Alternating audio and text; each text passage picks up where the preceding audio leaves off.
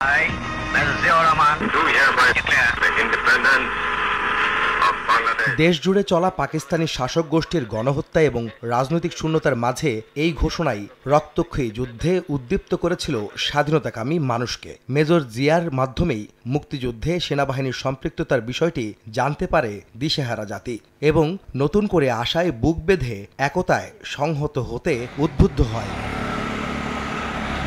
1971 সালে মুক্তিযুদ্ধের সময় প্রবাসী সরকারের নিয়মিত সেনাবাহিনী গঠিত হওয়ার পর এর অন্যতম ব্রিগেড জেড ফোর্সের প্রধান হিসাবে ক্ষণজন্মা এই মেজর নিজের সাহসিকতা ও সততায় মুগ্ধ করেছিলেন সবাইকে। দেশ স্বাধীন হওয়ার পর মুক্তিযুদ্ধে অবদানের কারণে জিয়াউর রহমানকে দেয়া হয় বীরোত্তম খেতাব।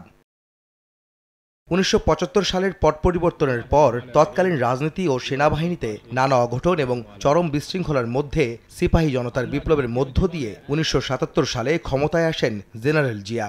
বহুদলীয় গণতন্ত্রের পুনঃপ্রবর্তনের মধ্য দিয়ে বাংলাদেশের রাজনীতিতে নতুন যুগের সূচনা করেন রাষ্ট্রপতি জিয়াউর রহমান। প্রতিষ্ঠা করেন বাংলাদেশ জাতীয়তাবাদী দল বিএনপি। তার শাসনামলে দেশের রাজনীতি, অর্থনীতি এবং কূটনৈতিক ক্ষেত্রে মৌলিক পরিবর্তন আনার মধ্য দিয়ে গণমানুষের নেতা হয়ে ওঠেন জিয়া। 1936 সালে বগুড়ার গাবতলীর বাগবাড়ির এক সম্ভ্রান্ত পরিবারে জন্ম জিয়াউর রহমানের। রাষ্ট্র পরিচালনার দায়িত্বে থাকাকালেই দেশীয় ও আন্তর্জাতিক ষড়যন্ত্রে 1981 সালের 30 মে চট্টগ্রামের সার্কিট হাউজে কিছু বিপদগামী সেনা সদস্যের হাতে নিহত হন সৎ ও সাহসী রাষ্ট্রনায়ক জিয়া। তার জানাজায় লক্ষ লক্ষ মানুষের উপস্থিতি আজও স্মরণীয় দেশের ইতিহাসে।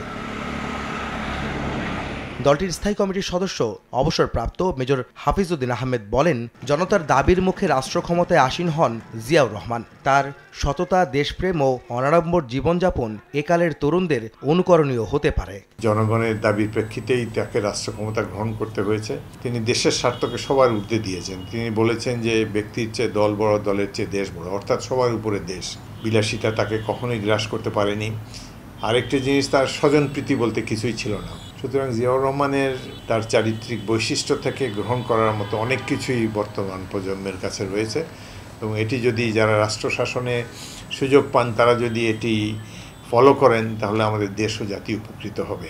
বিএনপি কি তার প্রতিষ্ঠাতার আদর্শে এখনও অবিচল? এমন প্রশ্নের জবাবে হাফিজউদ্দিন বলেন, বেগম খালেদা জিয়া ও তার ছেলে তারেক রহমানের নেতৃত্বে নেতাকর্মীরা কখনো জিয়ার আদর্শ থেকে বিচ্যুত হবে না। দেশনেত্রী বেগম খালেদা জিয়া তিনি কিছুটা সুস্থ হয়েছেন, তারেক রহমানও এখন আগের চাইতে অনেক ম্যাচিওর্ড হয়েছেন এবং রাষ্ট্রপতি জিয়াউর রহমানের অত্যন্ত আপনজন।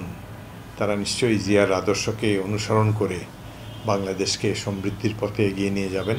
গণমানুষের নেতা হয়ে ওঠা জিয়াউর রহমানের ক্ষমতায় থাকা যদি দীর্ঘায়িত হতো তবে দেশের ইতিহাস বদলে যেতে পারত বলেও মন্তব্য করেন বিএনপির সিনিয়র নেতারা।